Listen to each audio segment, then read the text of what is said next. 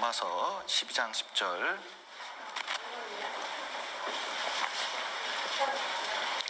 신약성경 256페이지 12장 10절 말씀 천천히 제가 읽어드리겠습니다. 형제를 사랑하여 서로 우애하고 존경하기를 서로 먼저 하며. 여기 이제 지난번에 형제를 사랑하여라는 이제 거짓 없는 사랑에 대해서 잠깐 다뤘고, 오늘은 그 뒷부분을 좀 다루겠습니다. 그래서 서로 존경하기를 서로 먼저 하며라는 내용을 가지고 서로 먼저 존경하라는 주제를 가지고 좀 교제를 해보려고 합니다. 그래서 예전에 한번 다루긴 했지만 사실은 신앙생활 가운데에서 굉장히 중요한 부분이기 때문에 오늘 한 번 더 다뤄보도록 하겠습니다. 오늘날의 공경, 또 존중, 경외, 존경이라는 단어가 점점 듣기 힘든 단어가 되어가고 있습니다. 그래서 특별히 하나님이 주신 권세가 있고 또 위치가 있는데 그것을 인정하지 않고 또 심지어는 비난하고 경멸하는 시대가 점점 되어가고 있습니다. 그래서 특별히 이제 사람들에게 모범이 되어야 되는 정치인들이 있는데 그 정치인들이 서로 비난하고 깎아내리고 또 잘한 것도 깎아내리는 그런 이제 시대에 살고 있고, 자꾸 어떤 권위를 스스로 끌어내리는 그런 시대에 있습니다. 그래서 과거에는 선생님의 그림자도 밟지 않는다, 이런 말이 있었거든요. 요즘에는 선생님이 하는 일을 심지어 선생질이라고 얘기하는 얘기도 들었습니다. 그리고 이 부모님의 존함을 함부로 부르지 않았습니다. 그래서 이제 그 성자하고 그리고 이름을 이렇게 분리해서 부르기도 하고, 그래서 당신께서라는 아주 극존칭을 붙여서 부모님을 이제 부르는 시대가 있었는데, 지금은 아이들이 부모님 대하는 태도나 말하는 거 보면 상당히 그 비난하는 쪽으로 말하는 경우도 많이 보게 됩니다. 그래서 하나님이 주신 마땅히 존경할 자를 존경하고 그리고 섬기는 그런 태도는 이 시대에서 점점 멀어져 가고 있는데, 그러함에도 불구하고 구원받은 사람은 교회 내에서 또 가정 내에서 이 존중은 굉장히 중요한 의미를 가지고 있습니다.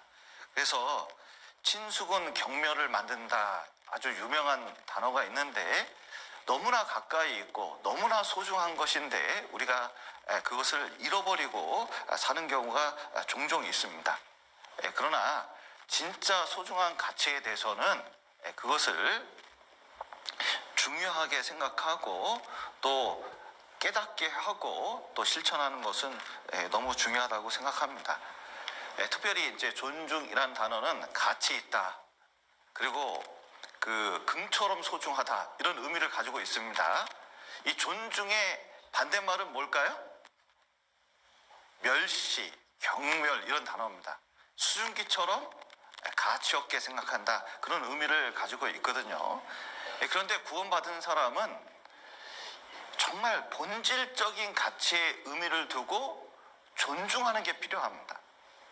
여러분, 이 사람이 태어났잖아요. 그 태어난 것로만 해도 굉장히 소중한 겁니다. 종기에 처하나 깨닫지 못하는 자는 멸망하는 짐승 같도다, 하나님께서 말씀하셨는데, 돈이나 어떤 지식 그리고 환경에 의해서 사람이 평가되는 게 아니라 사람 자체로 큰 의미를 가지고 있거든요. 여기 5만 원짜리가 있습니다. 그런데 이 5만 원짜리를 구겼습니다. 구겨서 여러분에게 주면 이거 받으시겠습니까? 이렇게 자신감 있게 얘기할지 몰랐습니다. 이 돈을 이 구겨가지고 팍팍 밟아버렸거든요. 그리고 여러분에게 드렸습니다. 그러면 여러분 받겠습니까? 이렇게 밝은 표정 좋습니다. 근데 왜 구겨져도 밟혀도 받을까요? 왜냐하면 이 안에 있는 5만 원이란 가치는 변하지 않기 때문에 그렇습니다. 근데 인생도 보면 어떤 사람은 펴진 인생이 있고 진짜 날 때부터 부모님이 너무 좋은 분들 만나고 집안이 너무 좋아요. 살면서 걱정 없는 분들이 있더라고요. 아직 인생이 펴진 겁니다. 근데 어떤 사람은 구겨진 인생이 있습니다. 왜 하는 일마다 그렇게 안 되는지, 고통을 받는지. 어떤 사람은 밟힌 인생이 있어요. 그래서 정말 인생 얘기를 들어보면 이렇게 힘들 수가 없습니다. 근데 사람은 그 환경적인 것으로 평가하려고 그러지만 실제로는 우리 안에는 하나님 형상이 들어앉았습니다. 그리고 태어날 때부터 하나님께서는 인간처럼 소중한 존재가 없어요. 하나님 사랑의 대상이 인간입니다. 그렇기 때문에 진짜 이 내재적인 가치, 어려운 말로 그렇게 얘기하는데 실제로 그 안에 있는 진짜 중요한 본질적인 것을 보지 못하면 인간은요 그렇게 소중한 것처럼 안 보입니다. 왜냐하면 이거 가져다가 비누 만들고 그리고 다른 물건을 만든다 그래도 이거 팔아봐야 $100도 안 나옵니다. 10만 원도 안 나와요. 그런데 사실은 이 안에 든 것이 얼마나 소중한지 몰라요. 그 소중함을 깨닫는다면 하나님이 인간을 대하는 것처럼 인간을 소중하게 생각할 수 있습니다. 특별히 구원받은 사람은 서로 교회 내에서 존중할 것을, 존경할 것을 부탁하고 있는데 이유는 우리가 구원받았기 때문에 그런 거예요. 여러분, 하나님께서 우리를 소중하게 여겼기 때문에 우리가 구원을 받은 겁니다. 왜냐하면 우리가 아직 죄인 되었을 때 하나님께서는 우리가 구원받기를 간절히 어떻게 하셨어요? 기다리셨습니다. 여기 누가복음 15장에 보면 돌아온 탕자 이야기가 있거든요. 탕자가 있는데 아주 못된 놈입니다. 그래서 어느 날 아버지한테 묻잖아요. 아버지, 아버지 돌아가시면 내가 둘째 아들이라도 유산을 남겨줄 거죠? 그야 그렇지. 그러면 지금 줘. 이게 이제 된 거죠. 이러면 유산이라는 것은 죽어야 주는 거지. 지금 어떻게 주냐 이때. 지금 안 줘? 그러면서 이제 행패를 부리기 시작하는데 이게 감당이 안 되는 거예요. 하도 엇나가니까 이제 이 재산을 이제 줬습니다. 주자마자 어떻게 해요? 워낙 되바라지니까 바로 그 재산 가지고 저기 멀리 갔어요. 지금으로 따지면은 저 강원랜드, 라스베가스 이런 데 간 겁니다. 그래서 허랑방탕하게 이제 돈을 탕진하는 겁니다. 땡겨! 그러면서 친구들 불러다가 술 마시고 막 허랑방탕하게 막 썼습니다. 그런데 그 돈도 시간이 가니까 다 써버리고, 그리고 갑자기 흉년이 드니까 자기 먹을 것도 없어요. 그래서 일을 해야 돼서 일을 맡았는데 돼지 치는 일을 맡았습니다. 근데 돼지가 먹는 쥐염 열매도 없어가지고 배골고 있는 거예요. 아주 비참한 돼지보다 못한 신세가 되어버렸습니다. 그러니까 그때 배고프니까 누구 생각나요? 아버지는 생각도 못하고 있어요. 근데 아버지 이 집에 하인들이 있는데 이 정도는 아닌데 생각이 난 겁니다. 그래서 무슨 생각이냐면 아버지한테 돌아가서 자식이라고 받아줄 거는 그건 못 되고, 그래도 나 돌아가면 하인같이만 받아줘도 배는 이렇게까지는 골치 않겠다 생각이 되니까 어떻게 하냐면 이제 돌아갈 생각을 하는 거예요. 그런데 돌아가면서도 생각나는 게 뭐냐면 내가 아버지여도 나 같은 놈 안 받아주겠다. 과연 받아줄까? 그래서 그냥 푹 고민 끝에 이제 천천히 이제 집에 갑니다. 그런데 아버지 어떻게 하고 계셔요? 집 나가자마자 마을 동구 밖, 진짜 마을 끝에서 아들을 계속 기다리는 거예요. 근데 아들이 저 멀리서 오는데 뭐냐면은 아들이 아버지를 먼저 본 것이 아니라 아버지가 아들을 먼저 알아보고 어떻게 해요? 거짓골을 하고 있으니까 참 한국 사람들은 이런 식이 많을 것 같아. 내가 그럴 줄 알았다 이 자식이네. 얘네 나가더니 이 거짓골 돼가지고 돌아왔구나. 뭘 잘했다고 그냥 울고 있어. 엎드려 뻗쳐. 뭐 이렇게 이제 할 수도 있는데 이 아버지는 어떻게 해요? 진짜 푹 안아주면서 잘했다고 하면서 펑펑 울면서 신기고 옷 갈아입히고 또 자식 위해서 소 잡고 금가락지 끼우고 아들로 인정한 거거든요. 그리고 잔치를 벌였잖아요. 왜냐하면 아들이 너무나 귀한데, 집안의 어떤 재산보다도 귀한데 아들 돌아온 거 하나로 만족하는 거예요. 그런데 우리가 구원받을 때도 마찬가지입니다. 여러분, 우리가 하나님 생각해서 구원받은 사람 여기 한 명도 없을 거예요. 그런데 뭐 삶이 어찌저찌다 하다 보니까 누가 듣자고 하니까 말씀 들어서 구원을 받은 거거든요. 하나님이 우리를 그토록 기다려서 우리가 구원을 받는 겁니다. 왜냐하면 우리가 그렇게 귀중한 존재이기 때문에 그런 거예요.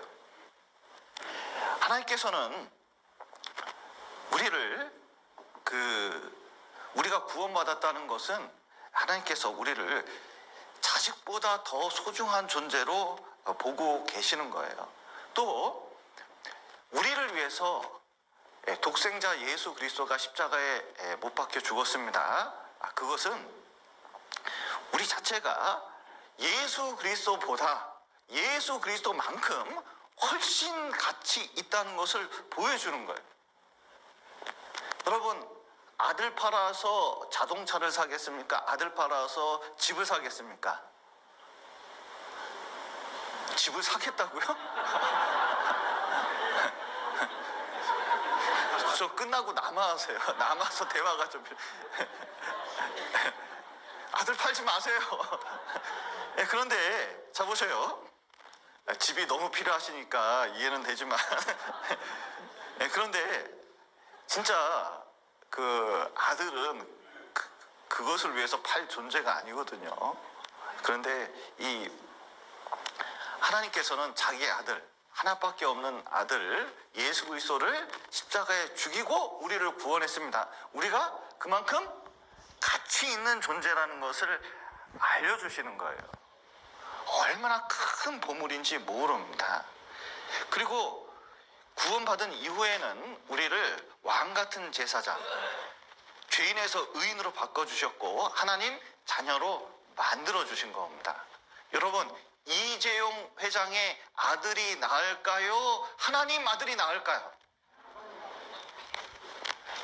믿습니까? 예. 그 아이들이 가끔 물어봐요. 아빠, 나는 왜 삼성 회장 아들이 아니야? 이렇게 이제 물어보는 경우가 있습니다. 그러나 삼성 회장 아들이 되면 뭐든지 좋겠다 생각하지만 삼성 회장 아들도 스트레스 받을까요? 안 받을까요? 아이고, 그 장난 아니에요. 그런데 하나님 아들로서 자라는 것은 이게 큰 의미가 있고 왕 같은 제사장이거든요. 죄인에서 의인 된 겁니다. 마치 어떤 감옥에 있던 사람이 이제 풀어졌거든요. 그러면은 이 감옥 갔다 온 사람은 저 사람은 큰 집 갔다 왔어. 그러면 벌써 다른 눈으로 보잖아요. 그런데 여기다가 별 5개 딱 달아놨습니다. 육군 참모총장이 됐어요. 그러면 저 사람을 쉽게 봅니까? 아니면 대단하다고 봅니까? 대단하다고 보잖아요. 우리는 죄인에서 구원받았을 뿐만 아니라 하나님이 여기다가 뭘 달아주셨어요? 왕 같은 제사장, 의인, 안중근 의사보다 더 의로운 사람이에요. 그리고 하나님 자녀로 만들어준 겁니다. 그 얼마나 소중한 존재인지 몰라요. 그리고 우리 질그릇 같은 이 몸에다가 성령이 들어오신 겁니다. 여러분, 그 대통령이 가면 경호원이 붙잖아요. 이 경호원이 얼마나 붙느냐에 따라서 이 사람이 얼마나 소중한 존재인지 그 알게 됩니다. 요번에 무슨 그 축구를 하는데 뉴스에 보니까 손흥민 선수가 그 카타르에 갔더니 경호원을 많이 붙였대요. 이 선수는 너무 소중한 존재니까 경호원을 그만큼 붙였다는 거예요. 그런데 구원받은 사람은 하나님께서 누굴 붙여주셨어요? 천사 정도가 아니에요. 이 성령님은 하나님 그 자신입니다. 그분이 어디 오셨냐면 우리 옆에 온 것도 아니고 우리 속에 내주하셔요. 그래서 우리를 떠나지 않고 우리 안에 거하시면서 우리를 끝까지 천국까지 가는데 인도하고 계신 거예요.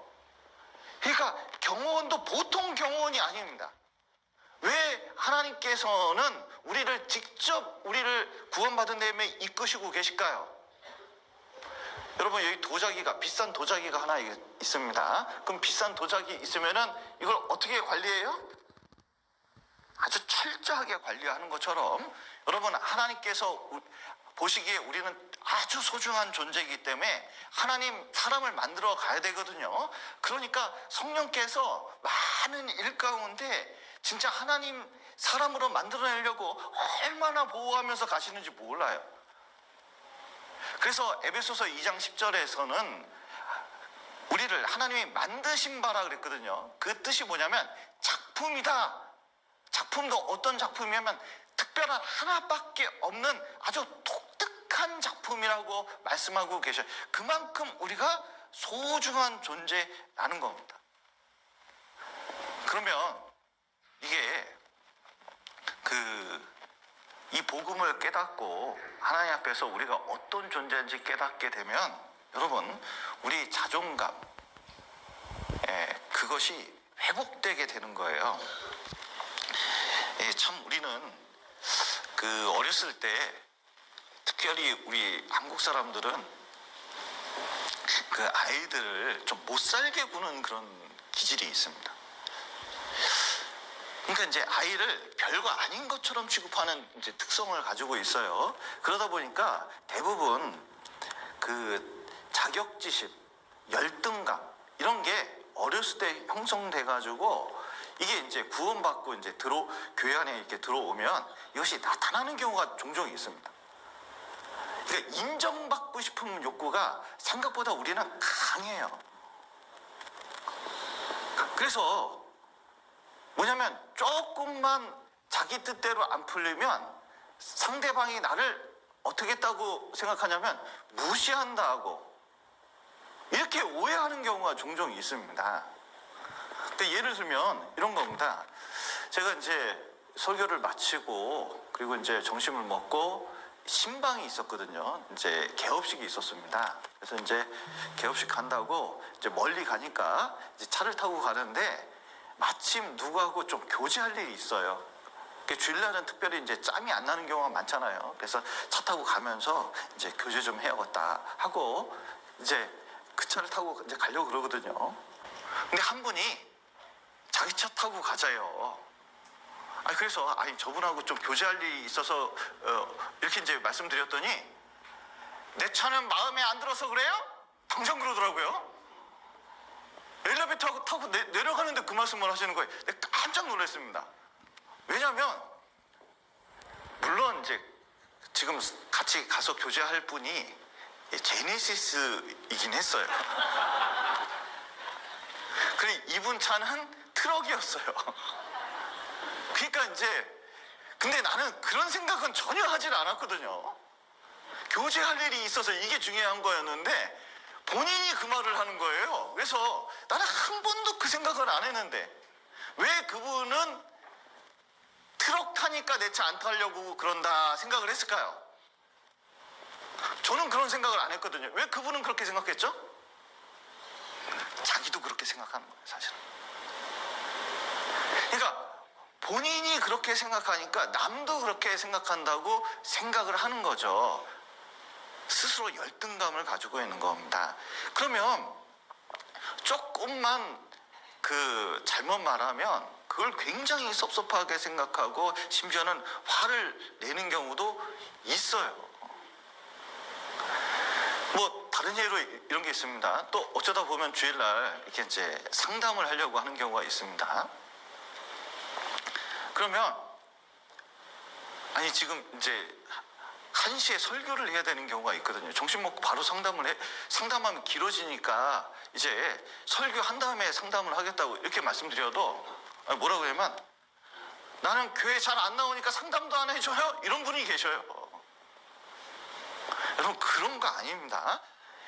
그런데 이제 그런 한마디 한마디를 자기의 열등감하고 결합시켜서 말하는 분이 있는데 이걸 전문용어로 자격지심이라고 하거든요. 근데 왜 그런 생각을 하게 될까? 사실은 자존중감, 자존감이라고 그러죠. 이것이 없어서 그런 거예요. 그런데 자존감이 있으면 그런 거에 크게 개의치를 않는 겁니다. 왕자와 거지 이야기가 있습니다. 이 왕자와 거지 이야기 아시죠? 이 왕자가 있었는데 왕궁에만 있으면 미치겠어요. 진짜 나가고 싶은데. 그런데 어느 날 거지가 왕궁에 한번 가고 싶은데 어떻게 개구멍을 통해서 들어갔다가 우연히 왕자하고 마주칩니다. 근데 왕자가 보고 깜짝 놀랐어요. 왜냐면 나이도 같은 데다가 얼굴이 너무 비슷하게 생긴 거예요. 그래서 마침 잘 됐다 싶어가지고 왕자가 어떻게 하냐면 야 바꿔 입어보자. 바꿔 입어봤더니 진짜 왕자 같아요. 아무도 눈치 못 채겠어요. 말만 안 하면. 그래서 너 말하지 말고 그냥 끄덕이기만 하면 되니까 그냥 저 왕자 자리에만 앉아 있어. 나 잠시 갔다 올게. 근데 네 집은 어디냐? 그리고 어떻게 생활했냐? 하면서 이제 꼬치꼬치 물어보고 이제 왕자가 나갔습니다. 근데 거지 소굴에 들어갔거든요. 거기에 이제 자기를 부려먹는 왕초가 있는데 이 왕초는 이제 거지가 돈 버는 걸 뜯어먹잖아요.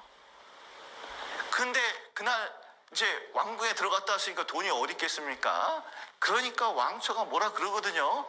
그러니까 이 인격 모멸감을 얻게 되니까 이 왕자가 그냥 쥐죽은 듯이 있었을까요? 당장 싸웠을까요? 당장 그거에 대해서 대항을 했어요. 왜냐하면 자기는 거짓골을 하고 있었지만 이 아내는 뭐예요?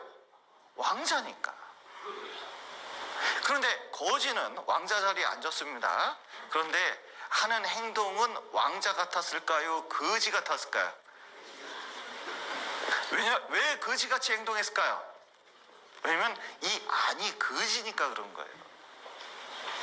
여러분 우리가 이제 신앙생활 하면서도 정말 알아야 될 것은 여러분 다른 사람이 나를 인정해 주지 않아도 나를 거절해도 나를 무시하는 것 같아도 그렇게 화낼 필요 있을까요? 없을까요? 없어요. 왜냐하면 하나님을 이 모양 이 꼴로 만들어놨다고 생각할지 모르지만 이 모양 이 꼴이 하나님 보시기에는 굉장히 소중할까요? 지지리도 못 다닐까요? 소중해도 얼마나 소중한지 몰라요.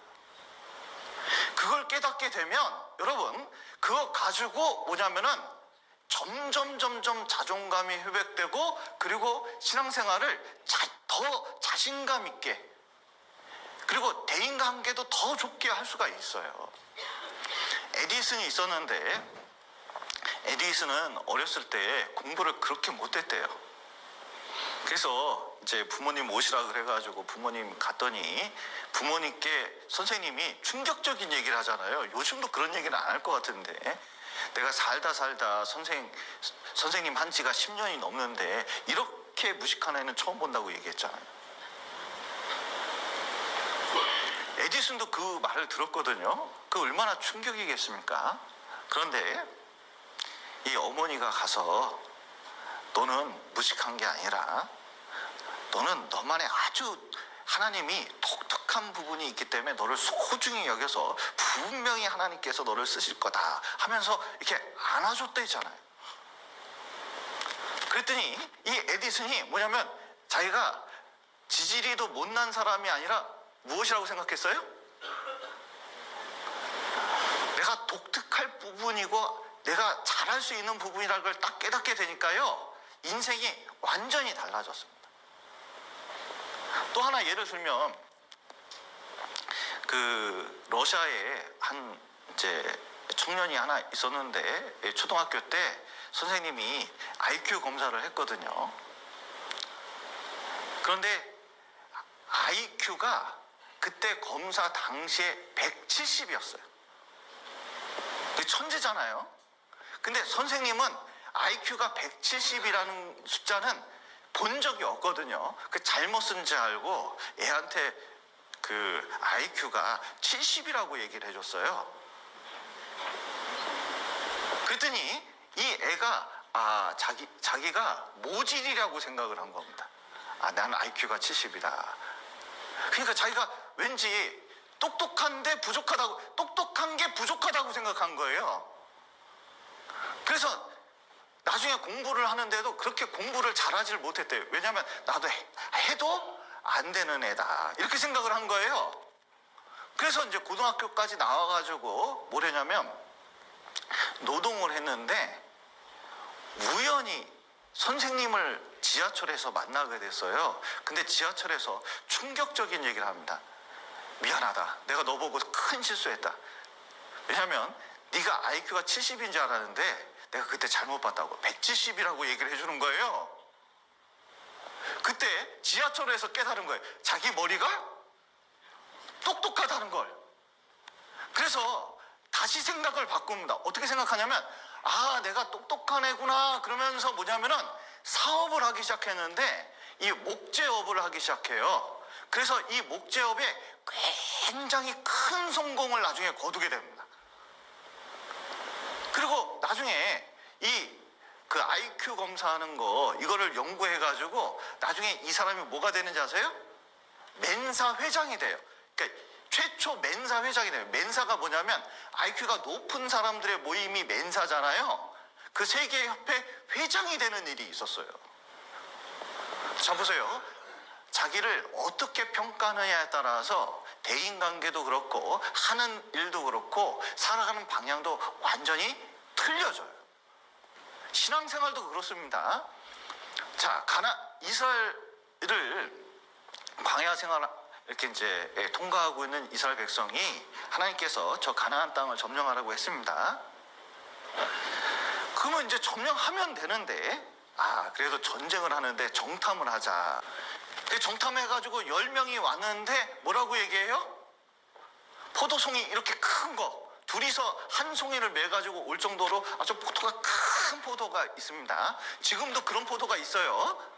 그런데 메고 와서 이 땅이 너무 좋은 땅이라는 것을 이제 보여줬는데 그러고 나서 뭐라 그래요? 세상에 성은 하늘에 닿고 땅은 우리를 삼키는 땅이고 거기 사는 민족은 네피림인데 키가 장대해가지고 우리가 보기에도 우리가 뭐처럼 보인다고요? 메뚜기처럼 보인다. 여러분 신앙이 이런 신앙이 있습니다. 메뚜기 신앙이 있어요. 뭐냐면 하나님께서는 우리 안에 계시고 우리는 할 수 있다고 하시고 하나님이 이끌어 주시겠다고 하고 하나님이 수많은 약속을 했습니다. 근데도 우리는 자꾸 안 된다고 하는 거예요. 안 된다고. 여러분 2024년도에 성경 일독 하실 수 있습니까? 아까하고 대답이 약간 약한데요. 5만 원 줄 때는 여러분 2024년도에 성경을 일독 한번 잘 읽으실 수 있으시겠어요? 우리는 할 수 있어요. 그런데 메뚜기 신앙을 딱 갖잖아요. 그러면요, 성경 일독하는 것조차 힘들어요. 기도하는 것조차 힘듭니다. 그리고 자기도 누구를 전도할 수 있을까? 전도 자체가 안 된다고 아예 생각해버려요. 그리고 교제의 영역도 더 넓힐 수 있고 신앙을 더 찾아갈 수 있는데, 이 메뚜기 신앙은 스스로 자기 보기에를 아주 신앙적으로 아주 낮은 사람으로 봐요. 그러니까 할 수 있는 게 없어요. 내 형편에 뭘 하냐, 이게 있어요. 근데 여호수아 갈렙은 뭐라고 해요? 뭐냐면 하나님이 주신 저 가나안 땅 들어가기만 하면 된다. 저들은 이 메뚜기 신앙을 가지면은 저 가나안 사람이 네피림으로 보입니다. 엄청 고인으로 보는 거예요. 이길 수 없는 상대로 봅니다. 그런데 여호수아 갈렙은 그 뒤에 하나님을 딱 보니까 저들을 뭐라 그래요? 밥이다. 저는 진짜 성경에 우리나라 말이 나오는 게 너무 좋아요. 우리나라 음식이 나오잖아요. 밥, 떡 이런 거 좋아해요. 근데 진짜 저들은 우리의 밥이다. 정복할 수 있다. 하나님만 역사하면 손쉽게 되는 일이다. 이렇게 생각을 하는 거예요. 이것은 이 거인 신앙입니다. 진짜 이 마음속에 하나님이 함께 하셔서 자기를 하나님 보시기에 거인처럼 하나님이 하실 수 있다고 보는 거예요. 그러면 신앙생활 자체가 달라지게 되는 겁니다. 그래서 하나님이 우리를 어떻게 보시느냐, 그리고 어떤 가치로 보느냐에 따라서 완전히 달라지게 보는 거예요. 여러분은 여러분 자신을 어떻게 보고 계셔요? 여러분 신앙을 어떻게 보고 계십니까? 하나님은 우리를 어떻게 생각하실까요? 그러면 하나님이 우리를 굉장히 소중한 존재로 생각하잖아요? 그러면 자존감이 회복되고 크게 사람 말이나 누가 비난하는 말에 그렇게까지 신경 쓸 필요가 없어요.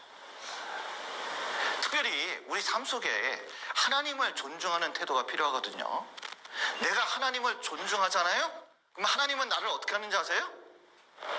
끌어올려 주셔요, 진짜로. 여기 사무엘상 보시겠습니다. 사무엘상 2장.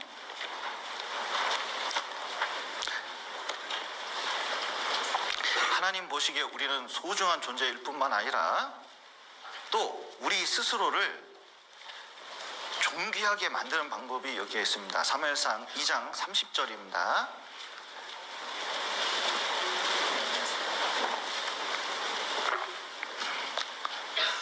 구약성경 411페이지 사무엘상 2장 30절입니다. 2장 30절 제가 천천히 읽어드리겠습니다. 2장 30절.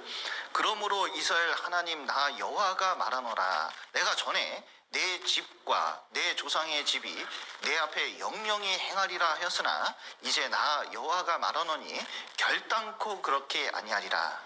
그 다음 같이 읽겠습니다. 나를 존중히 여기는 자를 내가 존중히 여기고 나를 멸시하는 자를 내가 경멸히 여기리라. 예. 여기 엘리 대제사장 집에 대해서 하나님께서 저주하시는 장면입니다. 엘리 대제사장은 그때 당시 사사이자 대제사장이에요. 그러니까 얼마나 존귀한 자인지 모릅니다. 그런데 문제는 그렇게 직분도 가지고 있고 외형적으로는 성막에서 일을 하고 있습니다. 봉사를 하고 있어요. 그런데 문제는 그때 당시에 하나님 보시기에는 이 엘리 대제사장이 하나님을 멸시하고 있습니다. 경멸히 여기고 있어요. 왜 그러냐면 그때 당시에 여호와의 말씀이 흔하지 않았다. 마치 촛불이 있는데 흐려지는 것처럼 이 시대가 점점 어두워지고 있다는 겁니다. 왜 말씀이 어두워지고 있냐면 말씀이 어두워지고 있어요. 사사로서 대제사장으로서 말씀대로 행하면 되는 거거든요. 그런데 이 엘리 대제사장이 어떻게 하냐면 이게 말씀대로 하면요 이렇게 되거든요. 이 성막에서 봉사할 때 이 봉사하면서 성막에서는 안 해야 될 일이 있는데 사람들이 성막 안에서 앉으면 안 돼요. 왜냐하면 우리의 대제사장이신 예수 그리스도만이 성막에서 일을 하시고 앉을 수 있다는 것을 보여주기 위해서, 자 보세요, 예수님께서 십자가에 죽으셨습니다. 예수님은 우리의 대제사장이자 대속제물이시거든요. 그리고 하나님 보좌 우편에 어떻게 하셨다고 하시죠? 앉으셨어요. 왜 앉으셨을까요? 일을 다 마치셨어요. 어떤 일을 다 마치셨을까요? 우리 죄를 용서하는 일을 다 이루셨다는 거예요. 그래서 히브리서에 보면은 앉으셨다는 표현이 계속 나오는데 그 뜻이 뭔지 아세요? 우리 죄를 다 용서하는 일을 완성하셨다는 겁니다. 근데 성막에서는 우리 속죄하는 일을 다 이룬 게 아니에요. 1년 1차 계속 짐승을 바치고 해야 되잖아요. 그러니까 그 안에서는 대제사장이든 제사장이든 성막에서 일을 하는 레위 사람이든 결단코 앉으면 안 되게 돼 있어요. 그런데 엘리 대제사장이 몸이 비둔했거든요. 몸이 비둔하니까, 나이도 들고 몸이 비둔하니까, 자 어디가 아파요? 무릎이 아파. 그러니까 어떻게 하냐면 의자를 갖다가 거기서 끌어다가 앉고 있네. 여러분, 자기가 도저히 안 돼서 성막 안에서 앉게 생겼으면 어떻게 해야 돼요? 무슨 뜻인지 모르겠어요? 자, 앉을 수 있어요? 못 앉아요? 못 앉아요. 그러면 어떻게 해야 돼요? 이제 아들 중에 안 되면 진짜 레위 사람 중에서라도 대제사장을 세워가지고 하나님 일을 할 수 있도록 만들어야 되잖아요. 그런데 중요한 것은 아들 중에 인물이 없는 거예요. 이놈의 아들들이 어떻게 하고 있냐면 세상에 어렸을 때부터 아버지 하는 걸 봤잖아요. 그러니까 제사법은 빠삭해요. 그런데 그 제사법, 어떻게 이 제사법이 돌아가는지 알고 어떻게 사람이 오는 걸 잘 압니다. 근데 레위 사람 중에 레위 여자가 와가지고 어떤 일을 하려고 하면요, 예쁜 여자가 있으면 데려다가 강간을 하는 거예요. 보통 일이 아니죠. 게다가 고기가 오면 하나님께 바칠 고기 있잖아요. 그 중에 실한 놈을 쫙 빼가지고 자기들이 먹고 앉았네. 그러니까 이게 보통 죄가 아니잖아요. 왜 이런 일을 했을까요? 여기 보시면 사무엘상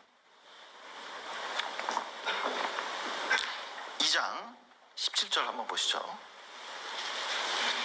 네, 12절부터 보겠습니다. 엘리의 아들들은 불량자라 여호와를 어떻게 했다고요? 알지 아니하더라.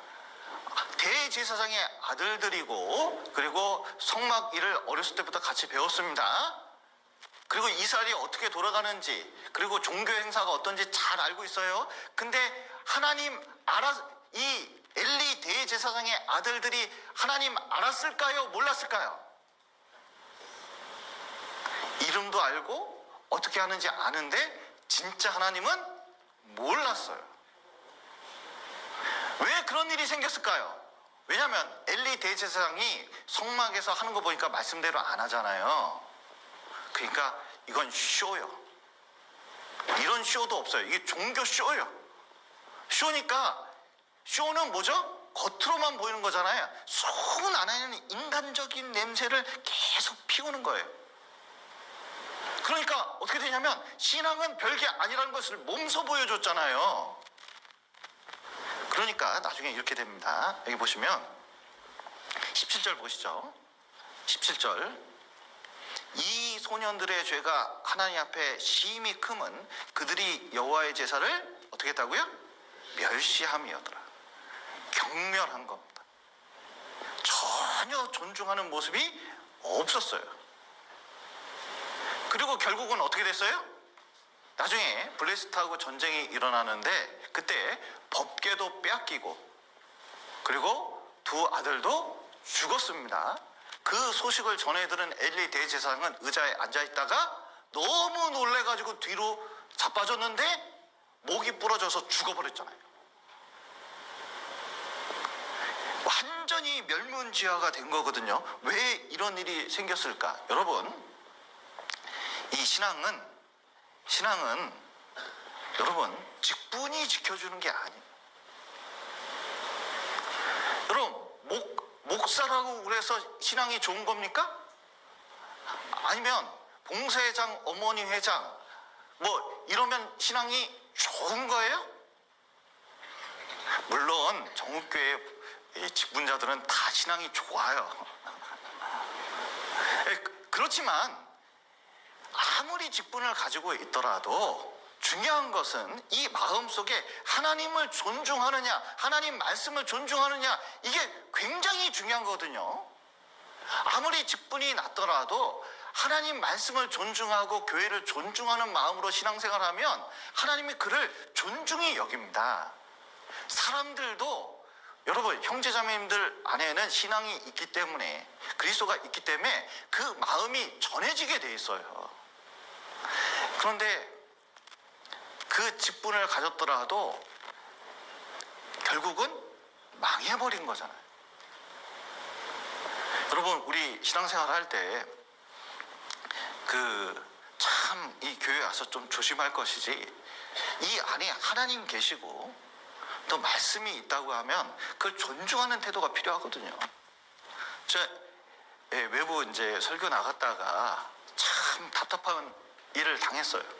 설교를 이렇게 하는데 딱 이 시간대쯤이죠. 저쪽에서 어떤 자매님이 이제 늦게 들어온 거예요. 30분 늦게 들어오는 거예요. 그럼 30분 늦게 들어올 때 어떻게 들어와야 됩니까? 문도 좀 조심스럽게 열고, 그리고 이제 조심스럽게 사람도 많고 예의라는 게 있잖아요. 근데 확 여니까 눈이 확 띄는 거예요. 근데 이 바닥이 타일로 돼 있거든요. 타일로 돼 있는데 뾰족 구두를 딱 신고 어떻게 오냐면 정 가운데로 제 눈을 보면서 따각 소리를 내면서 오는 거예요, 앞으로. 그래서 저는 생각을 했죠. 아, 이분이 앞에서 말씀을 듣기를 간절히 원하는구나, 그렇게 생각을 했어요. 그래서 앞에 앉았는데 껌을 씹고 있더라고. 근데 왜 껌을 씹을까? 이렇게 생각을 했습니다. 근데 성경책을 피는 듯이 보였어요. 그 다음부터는 앞을 보는 게 아니라 옆을 보고 핸드폰을 계속 조작하는 거예요. 그러더니 말씀을 듣는 게 아니라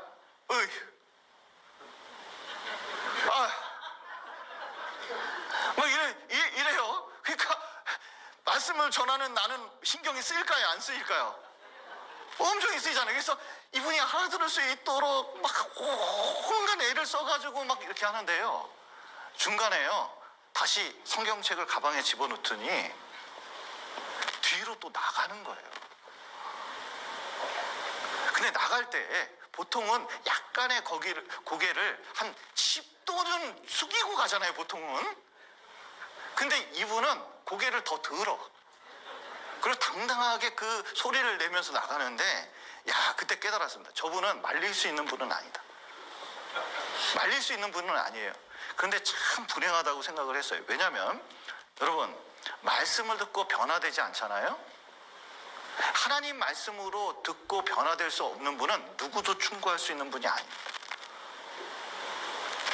그러면 말씀이 역사하지 않으면 여러분, 인생이 점점 어떻게 보면 쇠락하는 길로 가거든요. 그게 사울이에요. 사울 마음에는 이게 하나님 말씀 존중하는 마음이 없었잖아요. 점점 내려갔습니다. 다윗은 어때요? 어떤 고난이 있더라도 말씀을 존중하는 태도가 있었습니다. 그러니까 이 삶이 점점 올라가는 쪽으로 된 거거든요. 여러분, 이 엘리 대제사장이 그러니까 하나님께서 말씀을 존중하는 사람이 누군가 봤더니 사무엘, 그 어린 사무엘에게 역사해가지고 말씀을 전해주잖아요. 그를 통해서 역사하는 거. 여러분, 그랬더니 이 사무엘이 이스라엘에서 얼마나 이 존중받는 위치까지 올라갔는지 몰라요. 우리 인생도 그렇습니다. 내가 하나님 말씀을 존중하고 하나님 말씀을 존중하는 태도를 보이잖아요. 기다려 보십시오. 시간이 가면 교회 안에서도 그분처럼 존중받을 사람이 없어요. 그런데 자꾸 교회를 판단하고 멸시하는 쪽으로 가잖아요. 그러면요, 점점 각각에게는 먼 당신이 돼가게 돼 있어요. 스스로를 그렇게 만드는 겁니다. 그래서 우리가 형제 자매님들을 만날 때, 자 보세요. 여기 사람이 있습니다. 여기 사람이 있는데 이 사람만 볼 것이 아니라 이 안에 무엇이 들어있을까요? 성령, 하나님께서 이 안에 피발린다거든요. 그러면 외모가 아니라 그분에 들어있는 것을 보면 여러분, 하나님 보시기에는 이렇게 소중한 사람이 없는 거예요. 하나님이 거기 계시다면 나도 그것을 소중히 여겨야 될까요? 소중히 여겨야 돼요. 네. 제가 옛날에 큰 실수를 한 적이 있어요. 이제 그 영국에 선교 갔을 때였는데 거기 이제 하숙집을 했기 때문에 이제 들르러 온 사람이 있었거든요.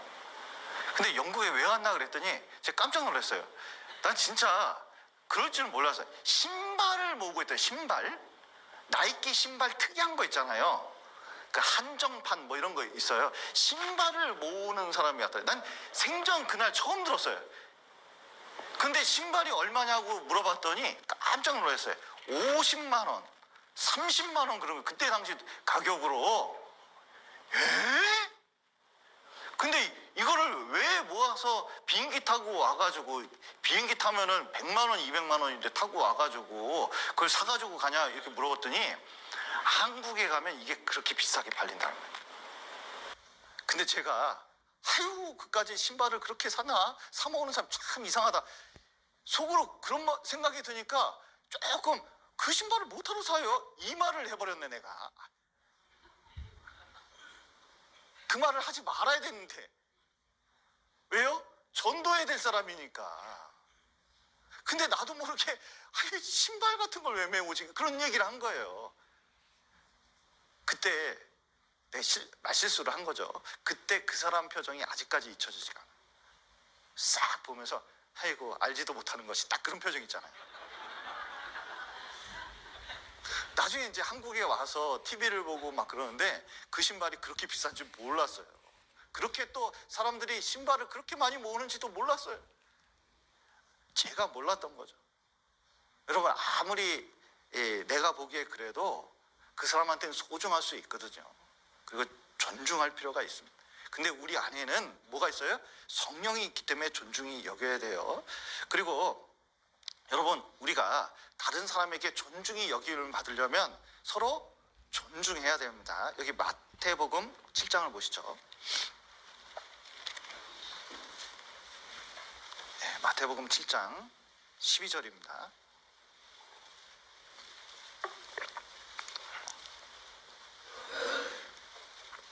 12절 마태복음 7장 12절 제가 읽어드리겠습니다. 그러므로 무엇이든지 남에게 대접을 받고자 하는 대로 너희도 남을 대접하라. 이것이 율법이요 선지자니라. 이것이 율법이요 선지자니라. 이것을 이제 보통 황금률이라 그러는데요. 성경이 아니더라도 사람들은 이 말씀을 알 수 있다는 겁니다. 보편적인 법칙이라는 뜻이에요. 역지, 사지. 그래서 이제 내가 누구한테 존경받고 대접받고 싶으면 내가 어떻게 하면 돼요? 다른 사람을 대접할 줄 알면 되는 거예요. 그런데 우리는 어떠냐면 하나님께서는 심은 대로 거둔다고 말씀하셨습니다. 그게 황금률, 그건 보편적인 법칙이거든요. 그런데 우리는 항상 어떠냐면 나쁜 거 심고 좋은 걸 받기를 원해요. 예를 들어서 오해를 심고 뭘 거두기를 원하냐면 이해받기를 바라요. 그리고 미운 말을 하고 자기는 어떻게 하길 바래요? 사랑받길 바래요. 여러분, 누구 비판하는 사람 한번 얘기를 들어보셔요. 누군가 자기를 비판하잖아요. 그건 또 견딜 수 없어요. 보셔요. 또 비판을 심고 칭찬받기 바라는 그런 마음들이 우리 안에 있습니다. 그러니까 뭐냐면 심은 대로 거두고 남을 대접하는 대로 대접받는다는 걸 알면 이게 존중이 여기면 되는데 이게 자기 생각만 하는 경우가 있어요. 어떤 자매님이 오셔서 이런 말씀을 하시는 거예요. 목사님, 이런 일도 힘들고 저런 일도 힘들고 뭐 인간관계에서 이게 힘들고 저게 힘들고 막 이런 말씀 하시는 거예요. 그러면서 나중에 하는 말이 내 속을 아는 사람이 한 명도 없어요. 자식도 모르고 남편도 모른다고, 얼마나 속상한지 모른다고 한참 얘기를 하는 거예요. 근데 한참 이런 분하고 상담을 하면 제가 상담을 하는 게 아니라 상담을 받습니다, 대부분. 왜냐면 그 얘기 들어주느라고 정신이 없어요. 근데 이제 들으면서 말은 못하지만 속에서 나오는 생각이 있어요. 한참 한 시간 반 얘기 듣다 보면 무슨 생각이 드냐면 다 자기 얘기만 하는데, 그런데 이 자매님의 남편, 이 자매님의 자녀 마음 이해하는 얘기는 있어요, 없어요? 속으로 묻고 싶어요. 혹시 남편 속은 아세요? 아들 속은 좀 아세요? 한번 물어보고 싶어요. 그런데 사실은 다른 가족의 마음은 이해하지 못하고 있잖아요. 여러분, 사실은 내가 들을 마음이 있고 이해해 주려는 마음이 있으면 상대방도 나를 이해해 줍니다. 신앙생활도 마찬가지입니다. 형제 자매끼리도 진짜 어떤 걸 원하냐면 내 얘기를 들어주고 이해해 주길 바래요. 어떤 사람은 하도 속이 터지니까 그 114에 전화했대잖아요. 114에 전화해가지고 이제 뭐냐면 그 안내원 있잖아요. 옛날에는 안내원, 요즘은 인공지능인데 안내원이 있어가지고 거기다가 내 얘기 좀 틀어달라고 밤중에 전화 걸어가지고 막 얘기를 했대잖아요. 왜냐면 내 얘기 들어줄 사람이 없어가지고. 근데 우리가 그래요. 우리는 내 마음을 이해해 줄 사람이 그렇게 없어요. 그리고 우리는 약점이 많습니다. 신체적인 약점도 있고 가정적인 약점도 있고 그리고 여러 가지 이제 모순점이 있는 경우가 많거든요. 그런데 그래도 그러함에도 불구하고 나를 존중해주고 그리고 이해해주는 사람 찾아가게 돼 있는 거예요.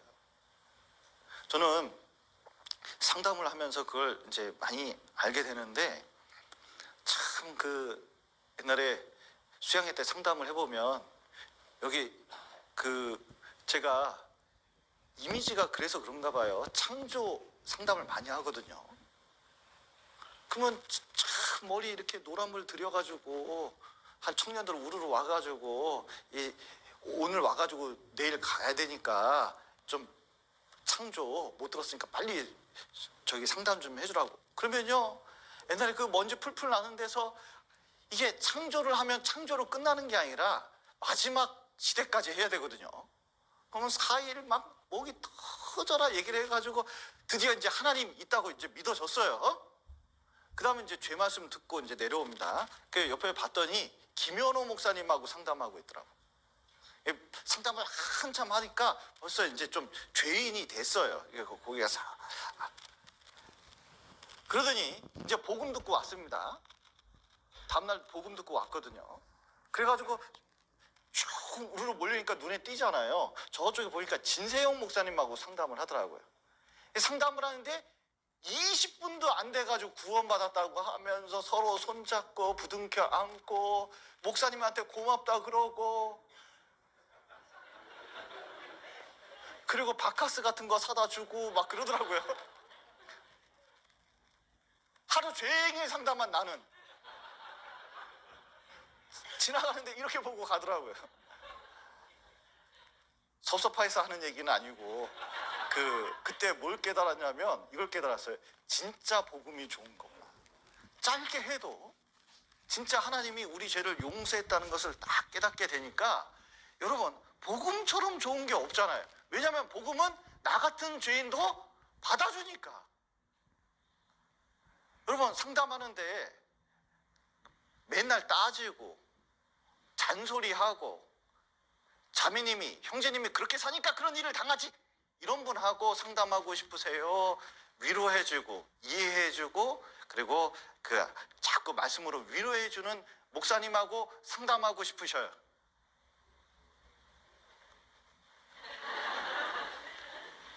이게 인지상정이잖아요. 근데 우리도 마찬가지입니다.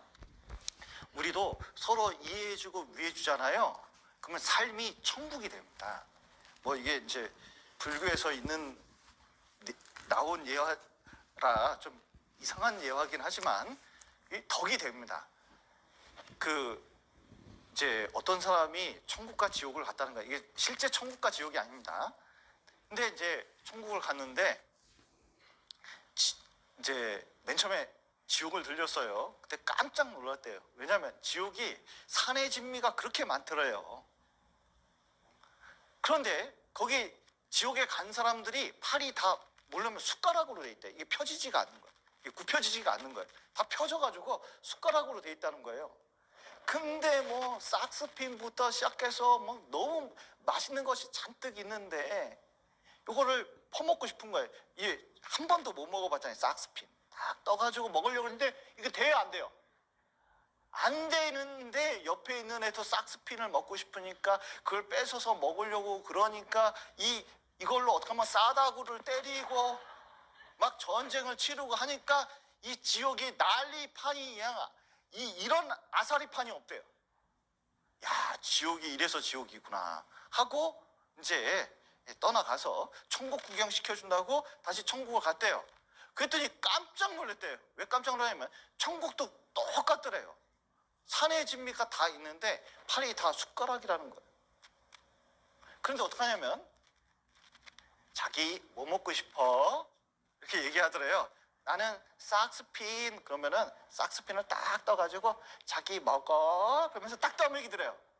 그러면 이쪽에서도 어떻게 해요? 당신은 뭐 먹고 싶어? 그러면 여기 저기 나는 케이크. 그러면 케이크 딱 떠가지고 이렇게 싹 줘서 자기 먹어 이렇게 주더래요. 그러니까 어떻게 해요? 다 살찌고 윤택하고, 그러니까 막 이게 뭐 부족한 게 없으니까 서로 떠먹여줘가지고 그게 천국 돼버렸대요. 우리도 마찬가지입니다. 뭐냐면 우리 옆에 있는 사람 있는데 어떻게 해주고 싶어요? 한번 옆에 있는 사람 한번 봐보죠. 예, 좀 한번 자 옆에 있는 사람이 문제 투성으로 보입니까? 좀 도와줄 사람으로 보입니까? 좀 떠먹여주고 싶어요? 싸다구를 여러분 우리는 기본적으로 뭐냐면 존중을 하잖아요. 그러면 뭐라도 존중하니까 이게 존중하는 태도로 주는 거예요. 그러면 뭐냐면 여러분 우리 공동체가 우리 가정이 어떻게 돼요? 진짜 살아있는 천국을 만들 수가 있어요. 천국은 먼 데 있는 게 아닙니다. 내가 만들어가는 거예요. 어떤 태도로? 존중하는 태도로. 또 우리가 하나님 앞에 상을 받으려면 존중해야 됩니다. 여기 마태복음 보시죠. 마태복음 25장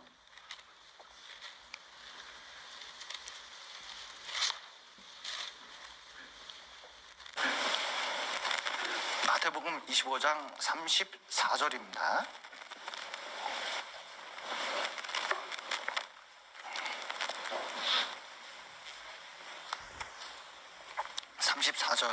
제가 읽습니다. 그때 임금이 그 오른편에 있는 자들에게 이르시되 내 아버지께 복 받을 자들이여 나와 창세로부터 너희를 위하여 예비된 나라를 상속하라. 내가 줄일 때 너희가 먹을 것을 주었고 목마를 때 마시게 하였고 나그네 되었을 때 영접하였고 벗을 때 옷을 입혔고 병들었을 때 돌아보았고 옥에 갇혔을 때 와서 보았느니라. 이에 의인들이 대답하여 가로되 주여 우리가 어느 때 주의 줄이신 것을 보고 공개하였으며 목마르신 것을 보고 마시게 하였나이까. 어느 때 나그네 되신 것을 보고 영접하였으며 벗으신 것을 보고 옷 입혔나이까. 어느 때 병드신 것이나 옥에 갇히신 것을 보고 가서 배웠나이까 하리니 임금이 대답하여 가라사대 내가 진실로 너희에게 이르노니 너희가 여기 내 형제 중에 지극히 작은 자 하나에게 한 것이 곧 내게 한 것이니라 하시고. 여러분 여기 물을 한 잔 이렇게 주셨습니다. 그런데 이 물 한 잔 줄 때 태도가 중요한 거예요. 이게 물 한 잔을 이렇게 대접하는데 뭐 때문에 대접을 했어요? 지금 이 사람은 형제 자매에게 그 대접을 하는데 주를 섬기는 마음으로 한 겁니다. 하나님 때문에 한 거예요. 그러면 나중에 하나님께서 이상현 목사에게 물을 줬다 생각을 할까요? 하나님 자신에게 물을 줬다고 생각할까요? 하나님 자신에게 물을 줬다고 생각하는 거예요. 하나님은 뭘 받으면 여러분 그 있는 분이 아니에요. 그걸 소중하게 여깁니다. 여러분 자식이 평소에 와서 명절 때도 아닌데 와가지고 자기한테 뭘 선물을 좋은 걸 하나 주는 거예요. 그러면은 이거를 부모님은 특별하게 생각합니까? 가치 없는 것으로 생각합니까? 학교에서 아이가 엄마 생각해가지고 뭐 가져왔어요. 그래가지고 딱 줍니다. 그러면은 이거 부모님이 쓸데없는 거 가져왔다고 할까요? 이거를 기특하게 생각할까요? 요 가져온 게 중요한 게 아니라 그 마음이 소중한 거잖아요. 그러니까 오늘 저녁에 아이한테 밥 줄 때 맛없는 거 줄까요? 뭐라도 좀 맛있는 거 주려고 할까요? 맛있는 거 주려고 할 거예요. 그런 것처럼 하나님께서는 하나님을 생각해서 형제 자매님들을 대접하고 소중하게 생각해서 이렇게 도와주잖아요. 그럼 하나님은 반드시 그에 대한 보상이 있습니다. 반드시 하나님 나라에서 상을 받는 거예요.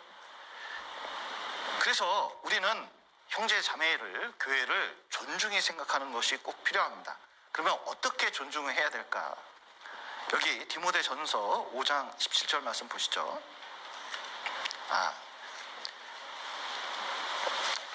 디모데전서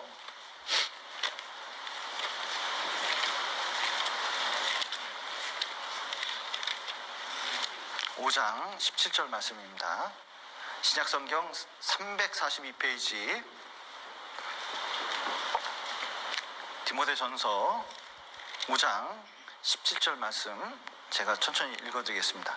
잘 다스리는 장로들을 배나 존경할 할 자로 알되 말씀과 가르침에 수고하는 이들을 더할 것이니라.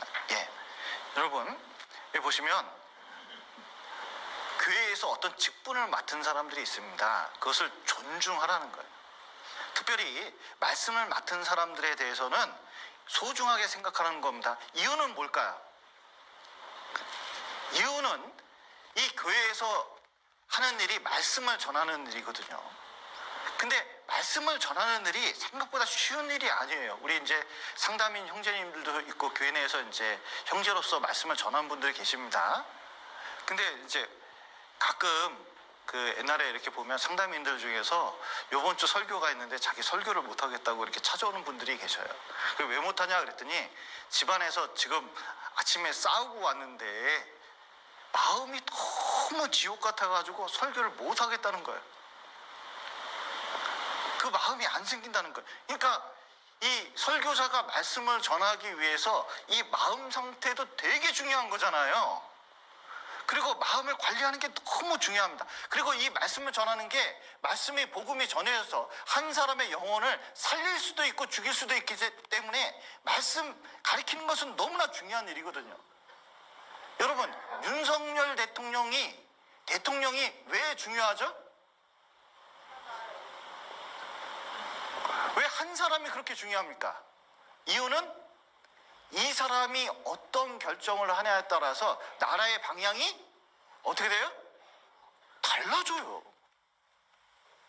국가의 방향이 달라지는 게 얼마나 중요한 문제예요.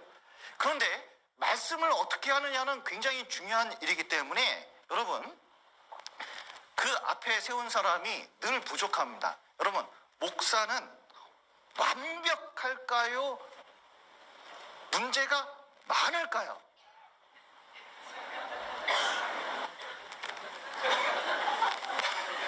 대답 안 하셔도 다 알아요.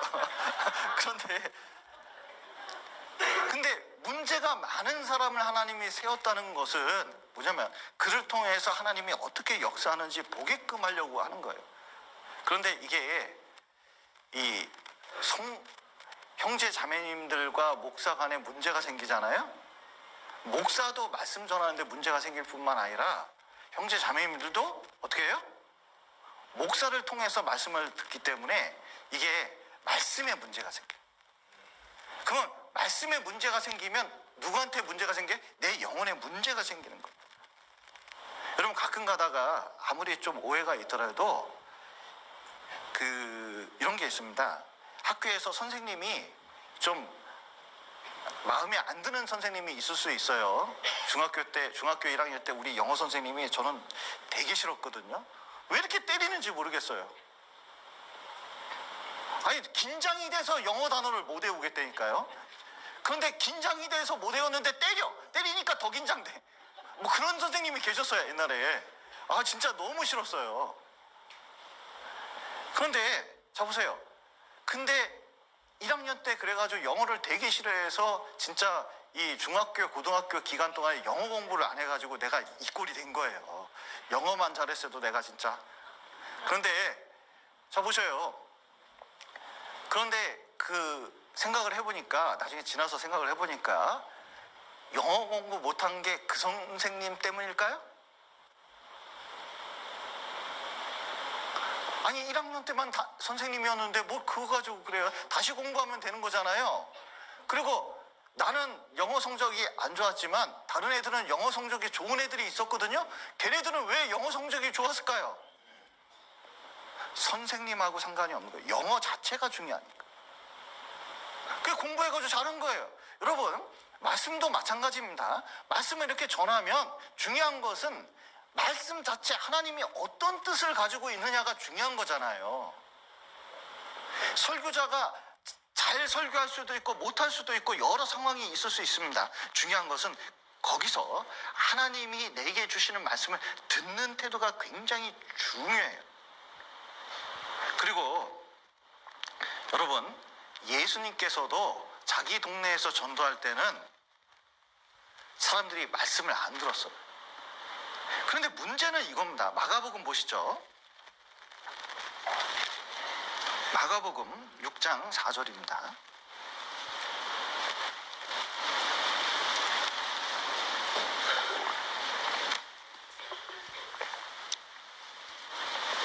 (6장 3절부터) 읽겠습니다.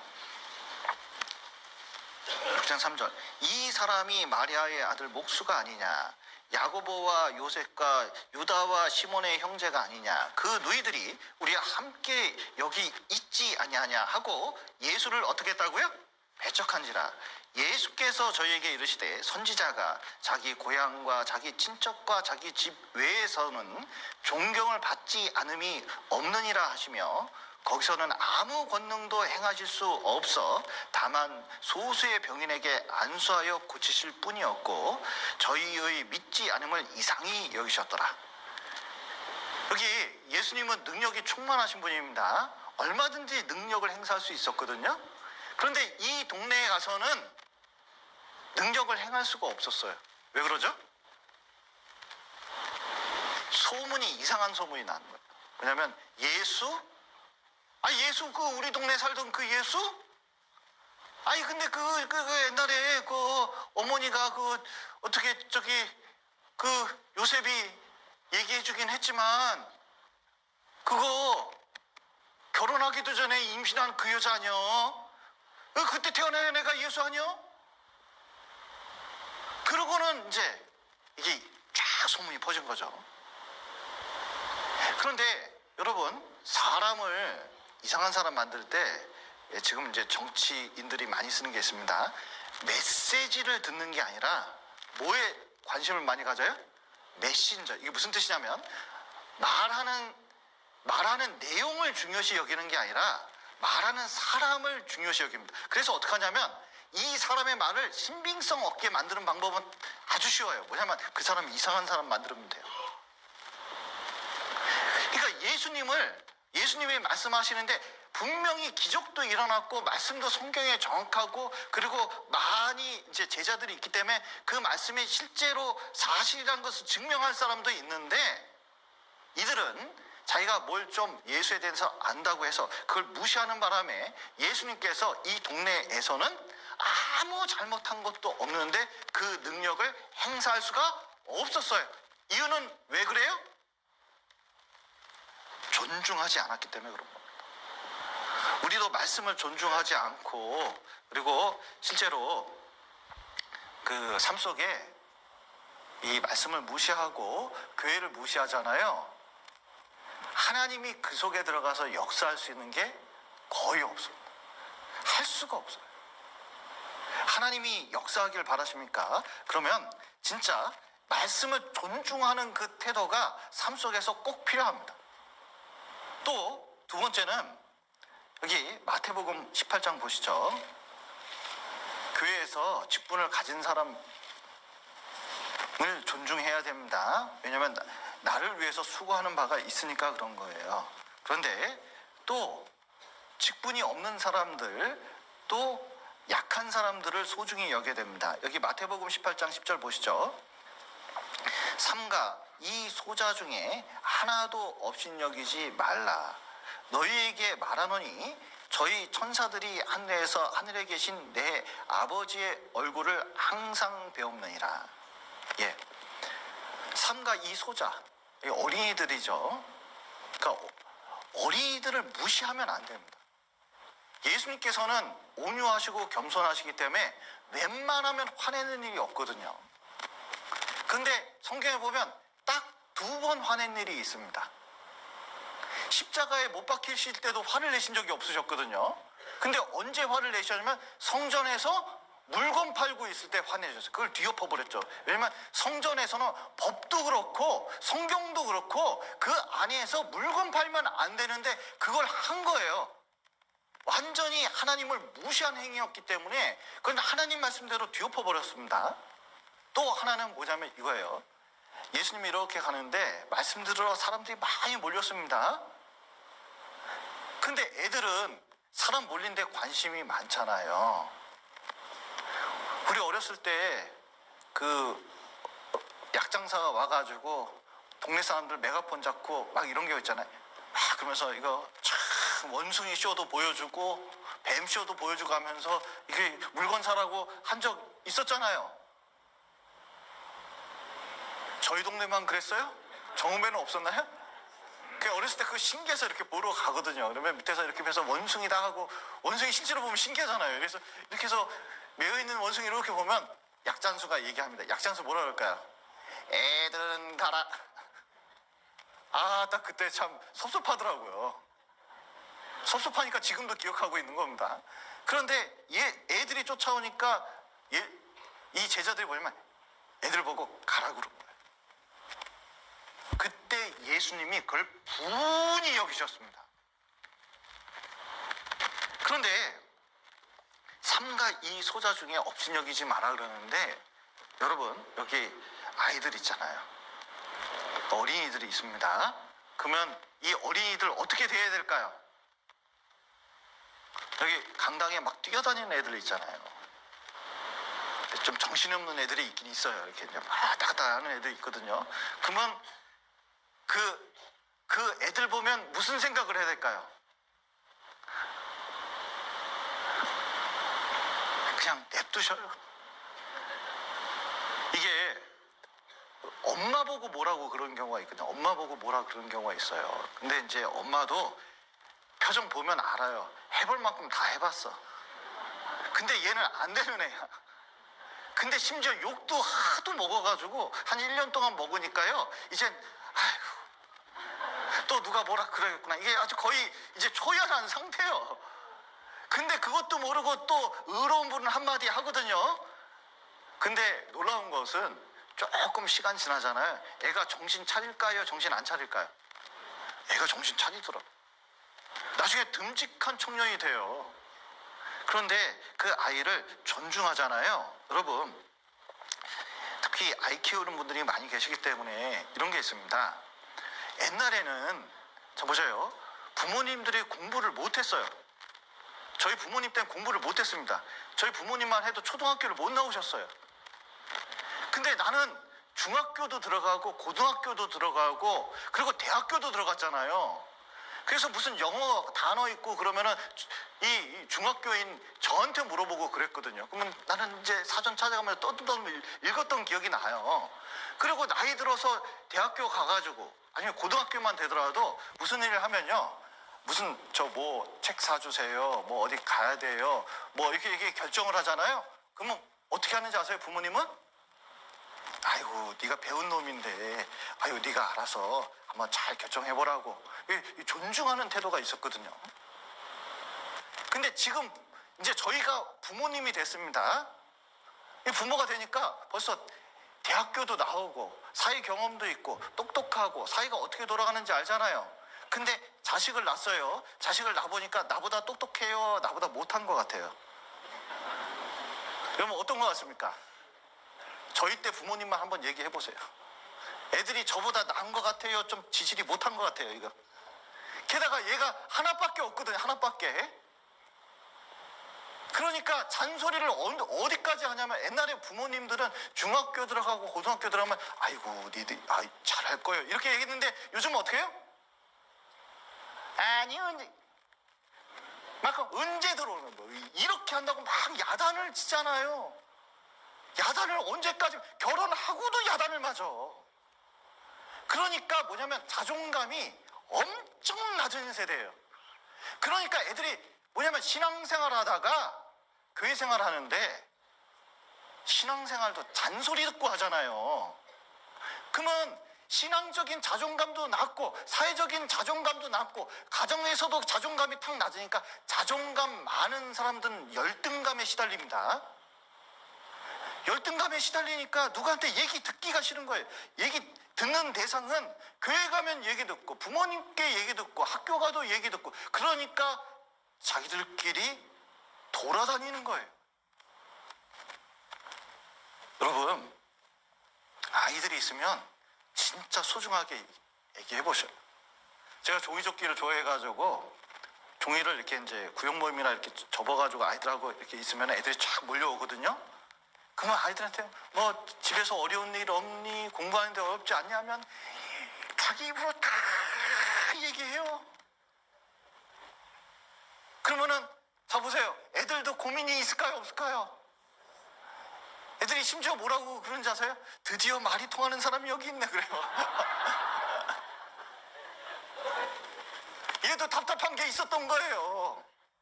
여러분, 그 아이들을 자꾸 교육만 시키려고 하는 게 아니라 존중히 여겨주십시오. 그래서 어르신들이 계신데 아니 요즘 것들은 인사를 안 해? 이렇게 얘기하시는 분이 있어요. 그런데 아이들에게 인사하는 법을 가르치려면 어떻게 하면 돼요?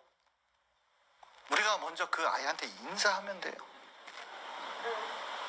그러면 나중에 인사할 줄 모르는 애들 나중에 어떻게 하는지 아세요? 이러고 이렇게 인사해요. 나중에 점점 좋아진다니까요. 여러분, 존중을 가르쳐 주십시오. 그러면 완전히 바뀝니다. 교회 내에서도 마찬가지입니다. 여기 오늘 시간이 없어서 말씀 못 드리는데 여기 남편하고 아내가 있습니다. 그러면 누가 더 같이 있죠? 남편이 같이 있습니까? 아내가 같이 있습니까?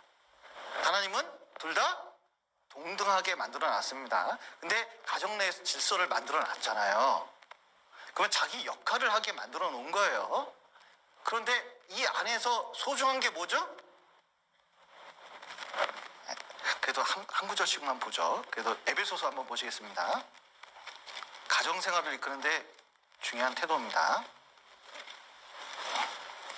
에베소서 5장 33절 보시겠습니다.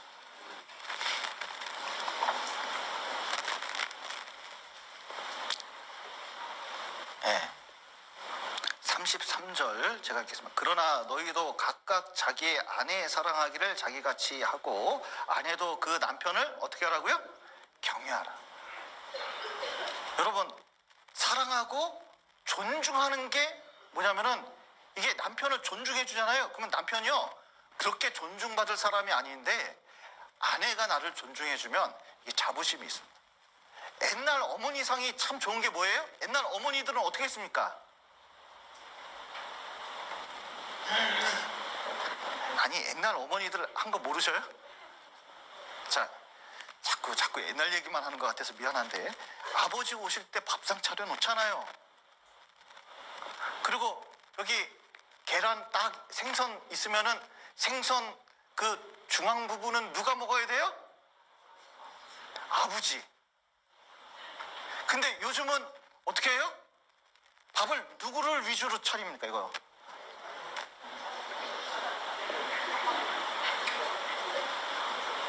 애들 학원 시간에 맞춰 이거. 그러니까 이게 중심이 이게 존중하는 태도가 바뀐 거라니까요. 그러니까 남편이 멸시를 당한다고 생각을 하면 집안에 들어올까요? 웬만하면 집에 늦게 들어갈까요? 여러분, 남편도 마찬가지입니다. 베드로 전서 보시죠. 베드로 전서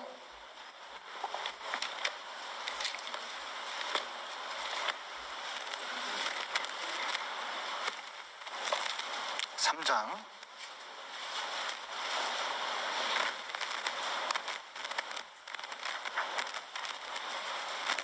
7절 보시겠습니다. 7절 남편 된 자들아 이와 같이 지식을 따라 너희 아내와 동거하고 저는 더 연약한 그릇이요 또 생명의 은혜를 유업으로 함께 받을 자로 알아. 어떻게 여기라고요? 귀히 여기라. 이는 너희 기도가 막히지 아니하게 하려 함이라. 예. 옛날에 우정호 목사님께서 전도인 수련회 오셔가지고 사모님 이제 소천하신 다음에 전도인들을 향해서 외치셨습니다. 목사님들 제발 아내를 귀중하게 생각하세요. 잃고 나니까 그렇게 참 소중한지 그때서야 알았다는 거예요. 여러분, 우리도 진짜 이 남편들이 평소에 모르는데 아내가 귀중합니다. 그래서 소중하게 여기면 얼마나 이제 이 소중하게 여기 때문에 그 자존감이 올라가고 가정생활이 되는지 몰라요. 그래서 자 보셔요. 여기 보면 이렇습니다. 여기 사랑이 있고 여기 존중이 있습니다. 존경하는 게 있거든요. 근데 남편은 아내를 어떻게 해야 돼요? 사랑하고 아내는 남편을 어떻게 해야 돼요? 존경해야 됩니다. 그러면 점점 시간이 갈수록 집안이 어떻게 돼요? 좋아져요. 그런데 사람을 남편은 아내를 판단하고 그리고 아내는 남편을 멸시하면 어떻게 될까요? 집안꼴 절단납니다. 진짜 절단나요.